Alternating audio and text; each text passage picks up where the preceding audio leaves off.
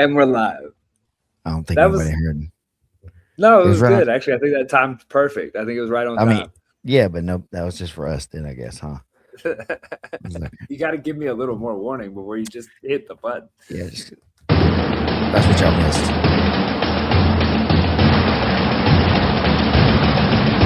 Oh, there was one more segment there. My bad. Dream Show live here today, Wednesday. Straight here. There we go. Is that more better?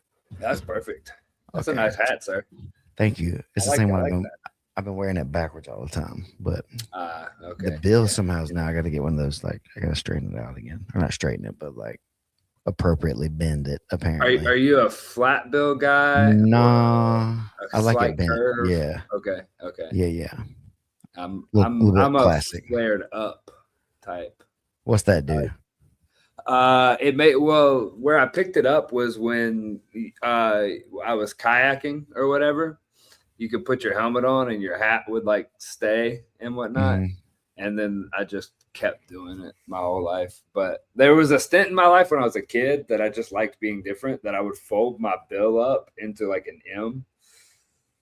And then like it would be like an M like that. All of my hats would. It was, yeah, I don't know. I just wanted it There's to be always been signs. Yeah. different. um. Interesting. Yeah, and so I guess I just was taught that this is for like being able to shade you, right? Yeah. So then bend it so it gets The the corners. sides. Yeah, if it's flat, Yeah. I guess it's just different. It's a shade, right? So that's what the point of it is. Some people My grandfather used to get mad at me for wearing it backwards because he's like, why are you even wearing a hat? And I was like, because it's it's cover my cool. head. Yeah, fashion, right? King Griffey Jr. That's blame him for. I think we talked about that. Yep, that's Okay. he made it pretty popular back in the day. Yeah, so there you go. 2 minutes in, and now we're here. Thank you, everybody. A lot of stuff. You tired? You're in Vegas. We were like, I don't know if we're doing it or not, but we did it. Draft coming up when next week, next Wednesday. Next Wednesday, yeah, 4 Last p.m. Vegas time. so 7 Eastern, where the real ones are. Yeah. Crazy. It's going fast too because it's like, oh, we got a couple months or whatever. We got 3 months or whatever. Blah blah blah. Now it's the last qualifier was last weekend. How was it from the viewing side? It was good for the most part, man. We talked about it off, but the beginning, y'all were battling the sun through the windows, and that was pretty crazy. And without like blocking the windows and stuff, I felt like you guys did a good job of adapting to whatever it was.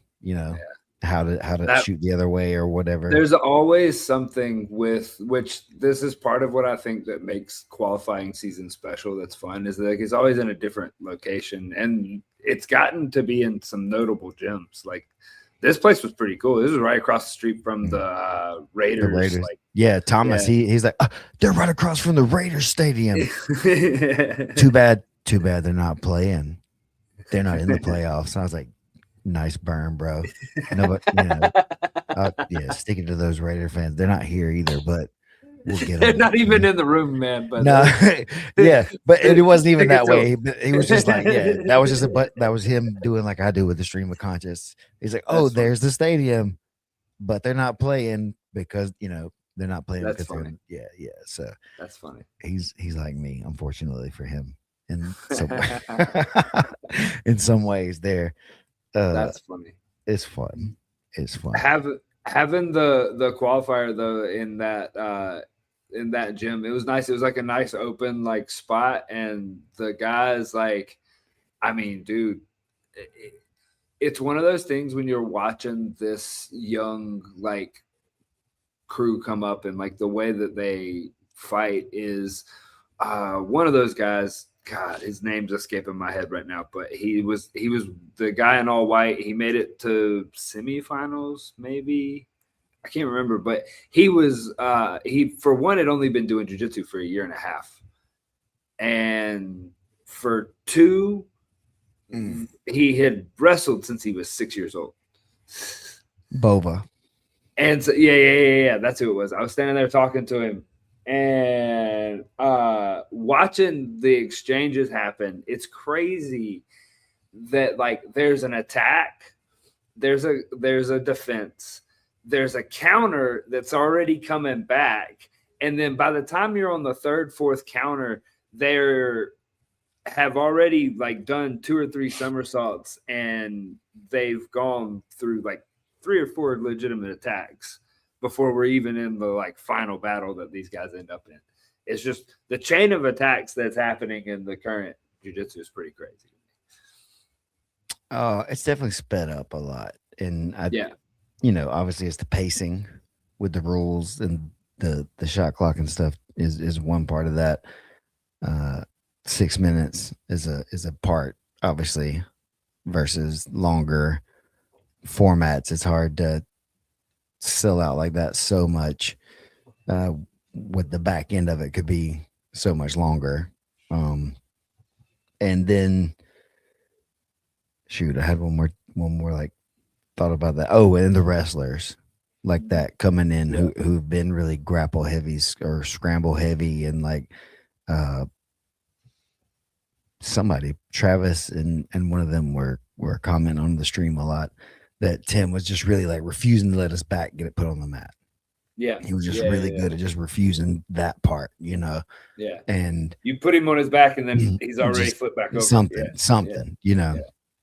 And that's hard to handle. And that's part of why usually it takes longer to get people out of there at a high level, because they are athletic and really, strong and explosive and committed and all those things, but you got to make them tired enough usually at some point to like get them, in those situations. And even if you are one of them too, that's kind of the sometimes, but I think definitely the legs are still seeming to be the easiest path to victory. Whether I that's I think the legs are the easiest path to victory, and then when you start like talking about the season and talking about that, like it can evolve into an attack to the back. It can, and it will for that. So the higher level players, definitely the ones like that are ahead of people like that. Those guys are definitely going to be using that strategy more.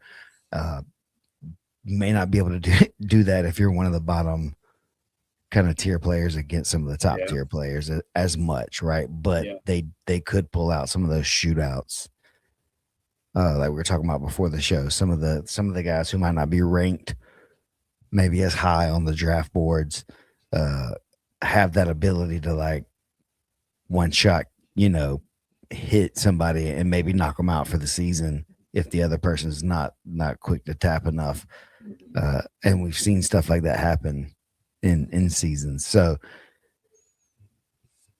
it's interesting because there's a lot of young guys. I think CJ Murdoch, again, probably going to be the vet, elder statesman.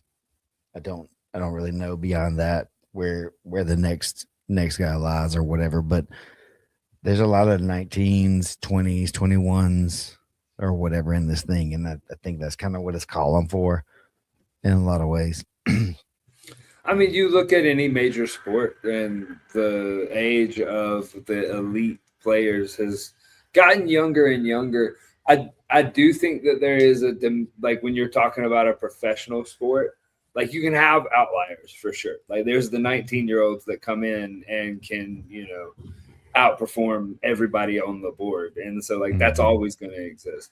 But I do think that when you start getting into it, there is an element of like you were using the word like elder or like being able to have like that veteran experience to do that. Oh yeah. Is that like, when you start hitting these like middle ground guys, the guys that are the Kevin Sherrill came up in the pre-show where we were talking, is that like, okay, he's taken the pop. He's taken the pop, right? He's learned the Mhm. lesson in the season of like, oh man, I that was a terrible rest of my season because I couldn't walk. And it's like, Mm. yeah. So like there's the pride of the 20 year old that's sitting there going, I am invincible. And currently at 20 years old, you are invincible.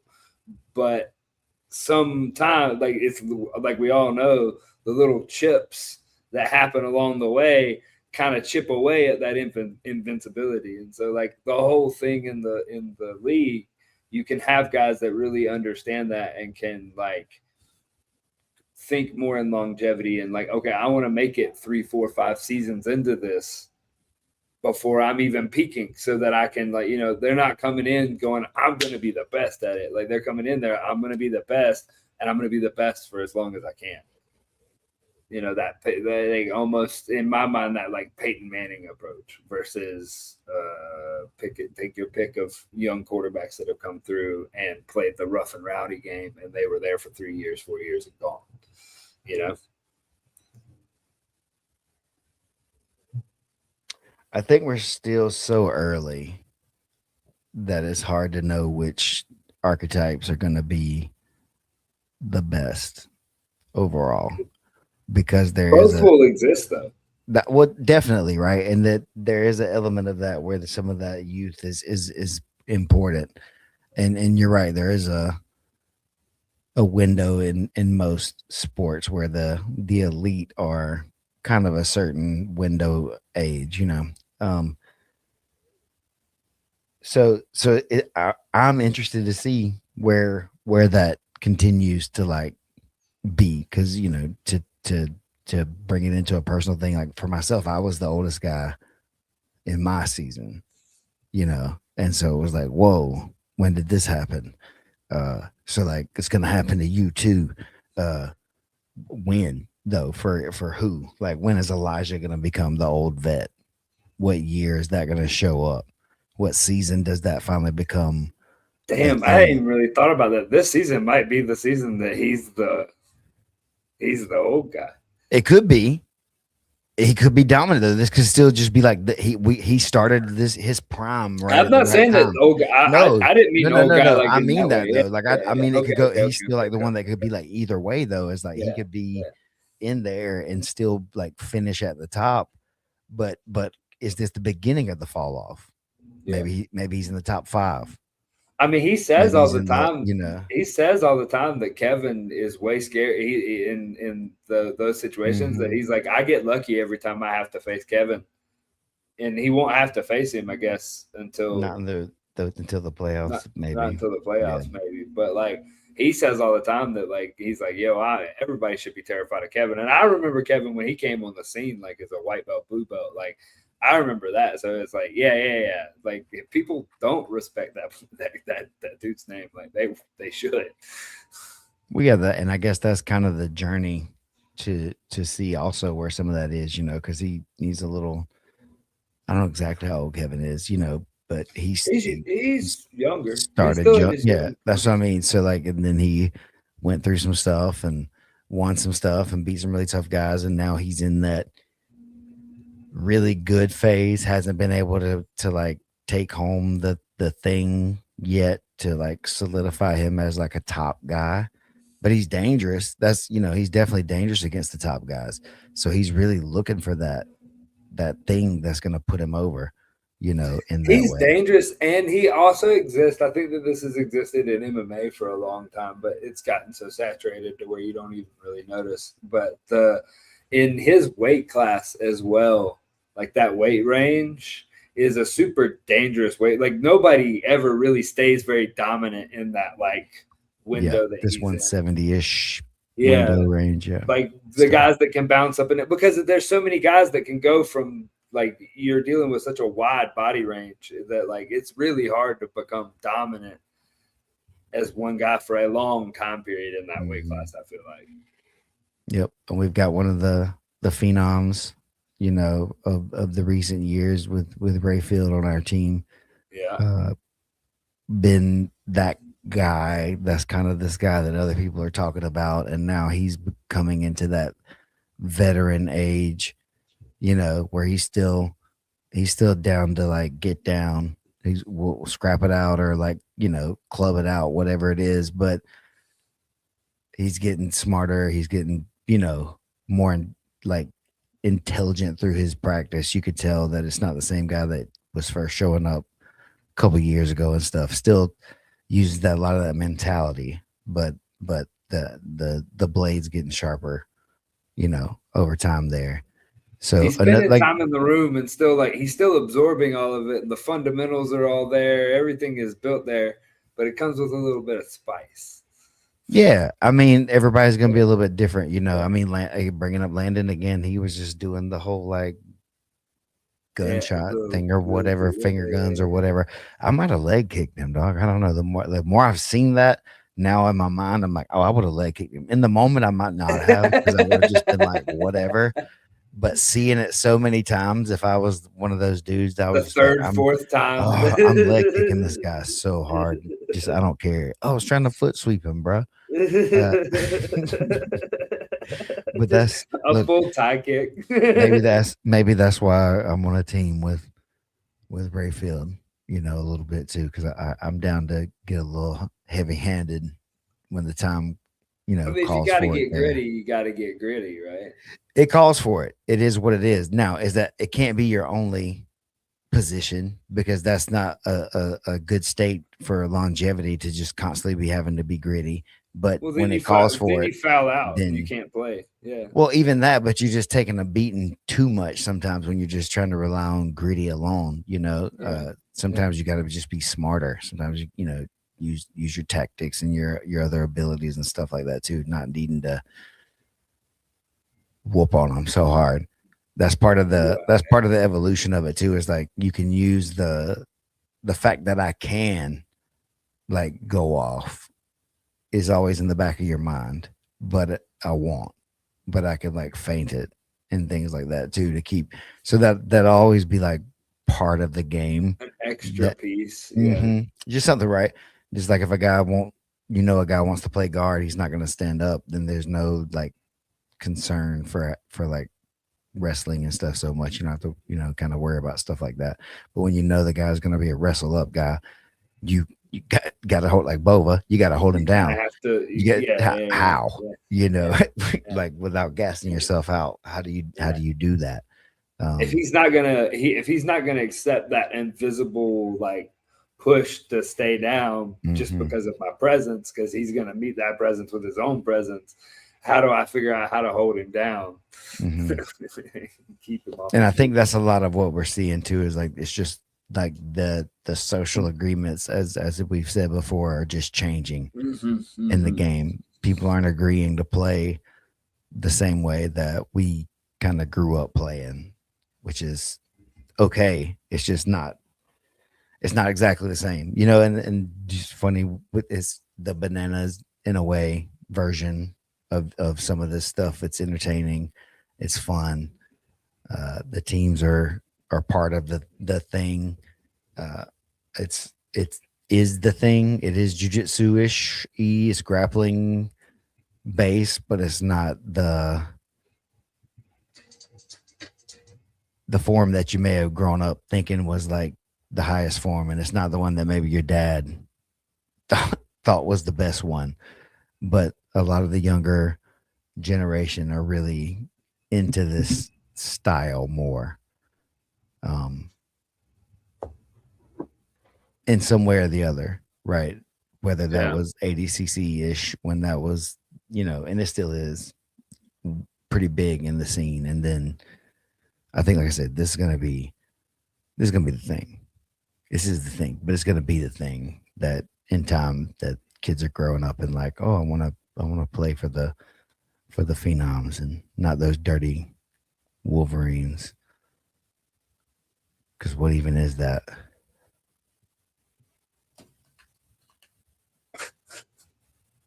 wait, what is a Wolverine? Yeah. Okay, that's a What fair is it? question. What That is is a it? fair question. A Wolverine. Let me. Let's see. I'm gonna Are Google you, it. And I was gonna Google it and share it. okay, let's see what it is. And then, are they in Colorado? Maybe. Let's see here. So a Wolverine. Let's see. Sure.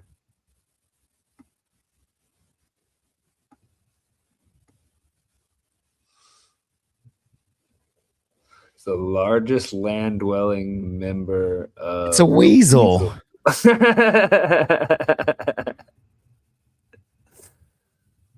Known for its ferocious reputation, the stocky bear-like appearance, and immense strength relative to its size, native to cold northern climates.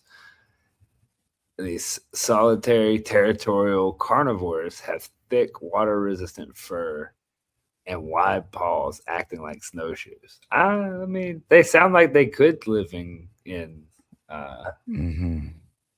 And yeah, they probably could be there for sure. Yeah, see, yeah, Arctic, subarctic regions of North hibernation. America, Mm-hmm. European, and Asia. Scavengers, I Scaven, mean, scavenging weasels. That's I what they are. And somebody just tried to make them tough. It's like a mean, raccoon. They look like a raccoon, kind of. raccoons are dope. They're cool. They're just not tough. Trash pandas are awesome. Anyways, side note there to feed the hate. I didn't ask to get brought into that, but you know, people start taking shots. I'll shoot back. Then I just He start said that shooting randomly. So the research team in the peanut gallery says that they are native to Colorado. So Wolverines. it's a cool play that I like what they're doing, and I Wolverines. we should have never given you the sound. Wolverines. I like what a lot of the teams are doing as far as it becoming a regional thing in some aspects too. Mm-hmm. Is that like especially man growing up in Alabama, like we didn't have any pro sports at all. Like we didn't even have the like little like what is it the baseball that's like the bananas or even like right above the bananas. Like we didn't have that until I was like about to graduate high school. And so like these like sports teams becoming a thing where we can have like a whole city or a whole region or even a whole country like represented by a team that it's not tied up in all the like old politics of martial arts. It's tied up in more of just what we're all here for. It's tied up in the jujitsu. It's tied up in the show. It's tied up in the and so like the teams are built off of that. Not like it's hard to be. There's no. How are you a fan of a jujitsu team? You know what I mean? Like it kind of exists now, where like people became like, oh, like we're fans of the B team or the like Danaher Death Squad, or you know, but like that birthed out from underneath the like structure that was the teams before, which there's no fandom there. Does that make sense? Like either you're in the camp or you're not. Yeah, it's mostly like gym based in a lot of Yeah. ways, or you're Yeah. either Yeah. just a jujitsu fan as a whole, Right, and which means they you don't just watch just individuals and whatever. like, yeah, Yeah, yeah, yeah, doesn't yeah, really look yeah. at it that way. It has no, again, it doesn't appeal to the average person in the same way that a regional alliance thing does. So I keep telling all the teams, and you know, since I have a general manager on the line here, I will float this Don't again about the fact that don't you like I'm dare. I'm not partial. I want the whole organization to succeed. This is where I sit in everything. So, I mean, Travis hit me up with a hat. That was one of the first things that we hit up, and I'm selling all this because there's a purpose to the story. The Twisters hoodie that I have, I've been wearing that a lot lately because it's freaking cold here, guys. Like, and that's the only warm clothing I have, and so I've been traveling, and the Twisters hoodie has gotten multiple comments from fly crew members, like when I'm getting on the plane, or like even just like random people in the airport. They've been like, "Huh, Alabama Twisters, is that like a?" They're like, "Is that like a semi-pro team?" And I'm like, "Well, actually, it's a professional team." And so like it's cool because like you and I both, like, we have a bunch of jujitsu stuff, and you walk around and like you randomly occasionally get somebody that's like, "Ah, jujitsu," but like not too frequently. Almost more frequently than that, already I've gotten people that are just like, "Oh, Alabama Twisters, like what team is that?" And like having that structure that people are so familiar with, that's something new in the sport, and I think it's crazy. I think it's wild. Yeah. Nothing to add to that. No, I think that's cool, man. Okay. Uh, Obviously the logos and things and the team that's part of the whole thing with the branding too. And even if you're Yeah. not from a place, you may like the color scheme, or you may like the logo, or you may like whatever it is, and people, buy merch for all kinds of various reasons. So it's a way to advertise and get your name, your product, your team, whatever out there.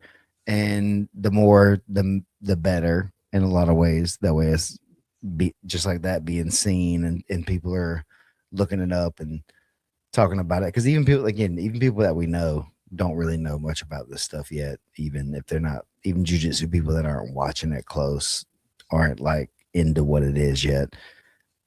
So it's weird, and even people that are kind of watching it aren't really like into it that much yet in that way. But I do think that if you can get a team that they could support or whatever, then that'll be helpful. Another avenue will be just starting to figure out how to gamble, and then people will be really into the teams and the betting and how to make it, because that's what Yeah. people do for Yeah. a lot of these other things. They don't even watch or care about some of this stuff. But then when I bet on this guy's in my parlay, or I don't know how this works, so I don't do it. But if he's in my parlay or whatever, I need him to get three more receptions or something, Yeah. and then I'll win some money. So then you're like watching that game, or you care about that one random player, or something. And so that's where a lot of people are also like into it. But I don't know. Again, that's not necessarily my avenue for it, but it's definitely an avenue of sports that exists. But I like the teams better. I like I like Yeah. that the entertainment aspect a lot better than the gambling side, because I feel like that just opens the door for just negatives for the sport. When there's ways to exploit it or try to exploit it, we will, as people try to figure out how to win the game. If there's a way to try to win it, and if you think it's some way to unbalance it, we'll do it to try to win. So it just is what it is. It's human nature. So the more ways you can make it like clear and clean, and that more competition based, or at least purely understood what it's about, Yeah. that way it's better, because this is competition still, even though it is entertainment, right? That's the thing. uh you want to win the game, but you don't want to be hurting your teams by giving away points and things like that either. So there's an element of it that's got to be important. You have to care about your team if you want the team to win. Like, you can't be giving up more points than you're getting, for sure. Yeah. Or that's a thing that matters. Yeah. Now, you need to be getting points for sure, but are you giving up as many as you're getting or more? Because that's also probably hurting some of your teammates in the playoffs, because you're putting people up there ahead of them also.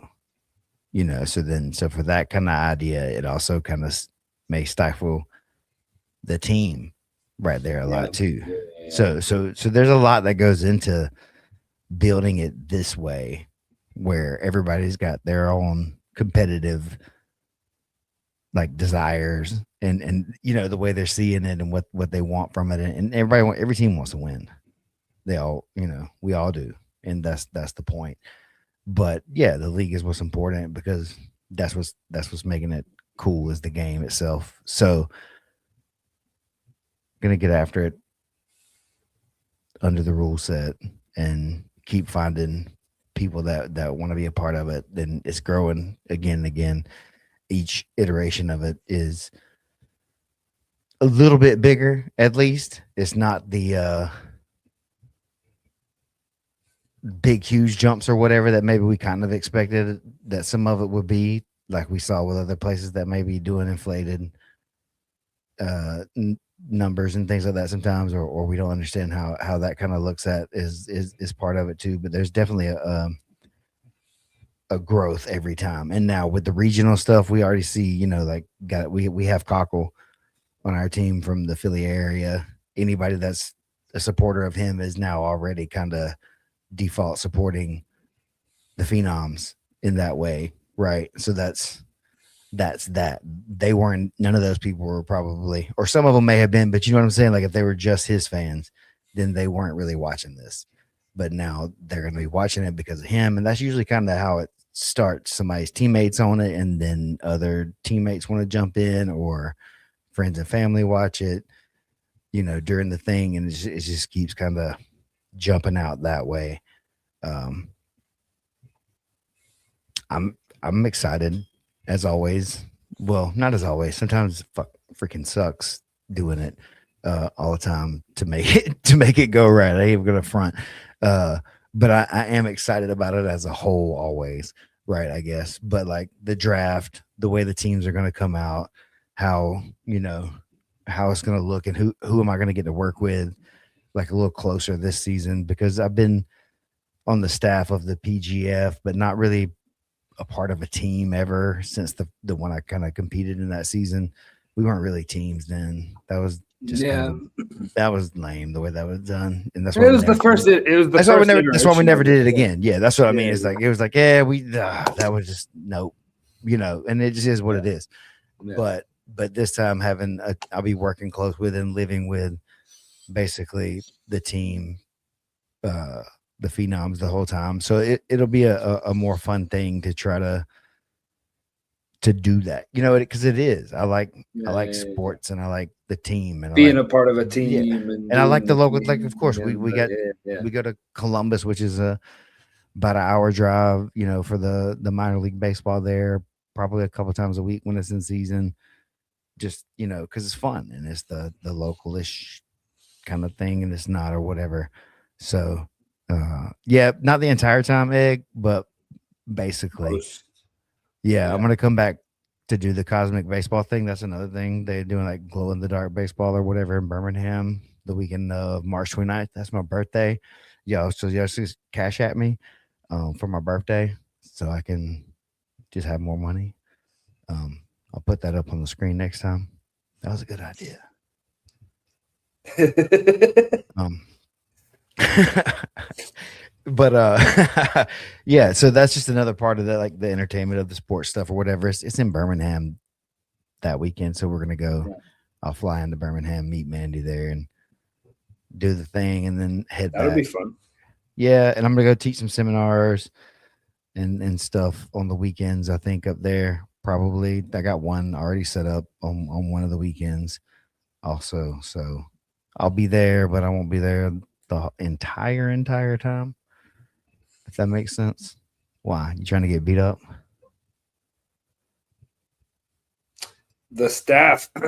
One thing that I have seen in the documentaries and the stuff that we've done previously, that I was looking at a clip the other day where we're working, and like the season is the season, and I personally don't really get to jump in on these very often, but there is during the season, like almost daily, if not like every other day, uh training sessions that like everybody that works on these projects are jiu-jitsu heads, or at least jiu-jitsu adjacent, like interested. Like even our sound guys are over there like poking their head around because they're interested in watching and like doing that stuff. So that is one thing when you do work on this, that it does become very apparent very quickly that it is a bunch of jiu-jitsu heads that are all like in it for that reason. Everybody came in at different times. Everybody have different reasons, different things, but like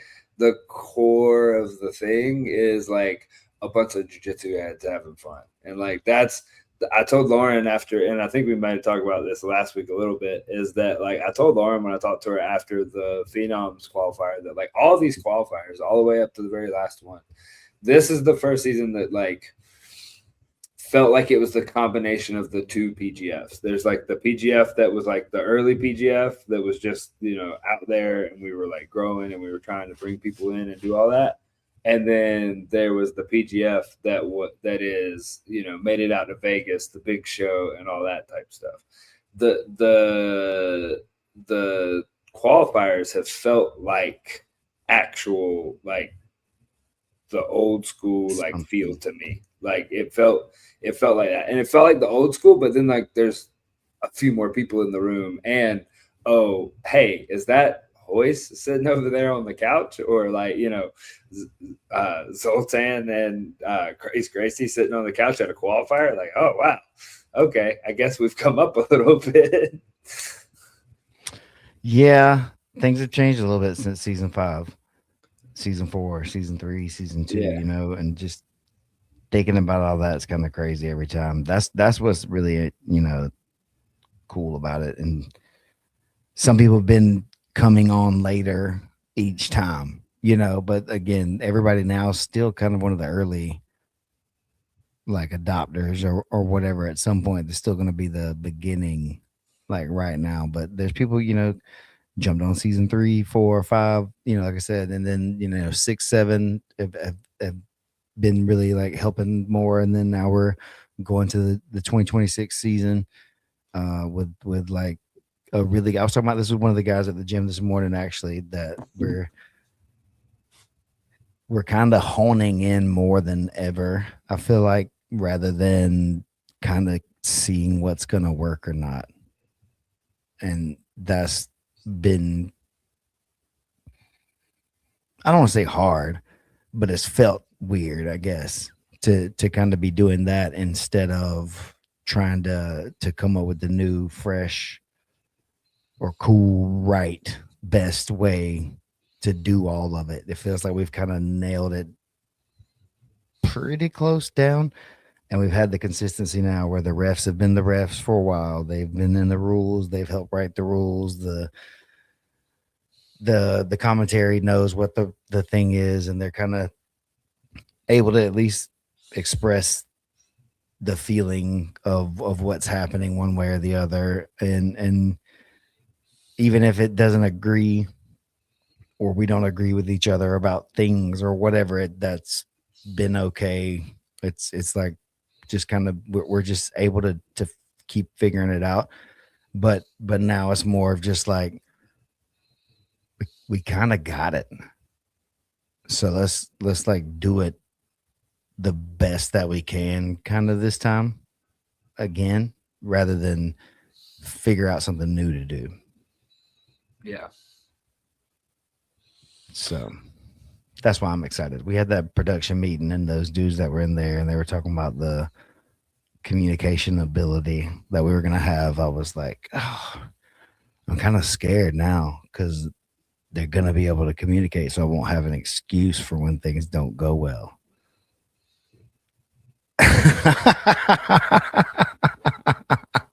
If somebody communicates everything to me, will I still do a good job? Like deep rooted. But it's gonna be fun, man. I'm excited, and I think everybody's bought in a lot of ways, and a lot of people are coming back for more and for more and for more people that we weren't sure would be back ever, and new faces, and yeah, old faces. I'm excited for that. The draft February 4th, Wednesday, 4 p.m. 4 p.m. Western time, or 7 p.m. Eastern Standard, 6 p.m. time. Central. Nobody cares. If you can't do that math, then that's on you. Like they should say the East and the West. And if you know where you are, if you're the other ones, then you should do the math. But the east and the west of what though? Just the east and the west of the U.S. The time zones, yeah, that you're in. I talked. We were talking to somebody in Australia a couple weeks ago, and that was weird because it was like the next day. Yeah. So what time was it? It was like You don't middle even of the know. day, and it was like 2 a.m. there. Yeah, there's no reason for that. But anyways, 7 Eastern, 4 Pacific time in Vegas at another location. Somebody tried to find out the other one, so now we had to move it from the last location. The future's now in the PGF, man. It's going to be wild, and the phenoms are going to dunk on specifically the Wolverines, but everybody. Everybody, okay. Yeah, we're gonna hang off the rim. It's gonna be like young Shaq breaking backboards. Like breaking, like just. They're gonna have to change rules. They're gonna have to change some rules after this season because of us. There's some, so it's just gonna be like that. I mean, yeah. That's where that comes from. Rules are written in blood, are they not? Yep. So thanks everybody for tuning in. Like, subscribe, share, do all those things. Click the buttons. Isaac, you got anything? I do not. Tune in February 4th for the draft, March 4th for the start of the season. We'll be back next week. Actually, I guess maybe we'll do a show before the draft. I just realized that that's like a week from today. Draft day? Yeah. Probably. Yeah, I'm with that. Let me figure out where I'm going to be, but yeah, we'll do something. All right, everybody. We appreciate y'all being here. Catch you next time.